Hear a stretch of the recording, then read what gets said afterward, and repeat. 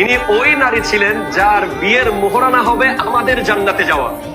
আল্লাহ রাব্বুল আলামিন যখন রূহ জগৎ ওনাকে জিজ্ঞেস করেছেন, ফাতেমা তোমার বিয়ের মোহরানা কি দেব, তখন উনি বাকি রেখে দিয়েছিলেন, বলে আমি সময় হলে বলবো।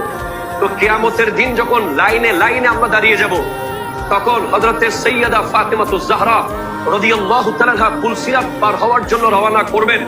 তখন একটা আওয়াজ আসবে, ইয়া আহলাল জামে গুদ্দু আবসারাকুম হাত্তা তামুররা ফাতেমাতু বিনতে রাসূলিল্লাহ। হে হাসরবাসী, সবার মাথা নিচু করো, চোখ নিচু করো, যতক্ষণ নবীর বেটি ফাতেমা পুলসিরাত পার হবে না।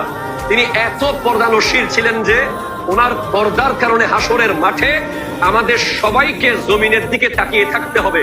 উনি হেঁটে যাবেন, যাওয়ার পর উনি যখন পুলসিরাতে পা রাখবেন, তখন উনি পিছনে দেখবেন যে ওনার আব্বার উম্মতরা নফসি নফসি করছে। তখন উনি আল্লাহকে ডাক দিয়ে বলবেন, আল্লাহ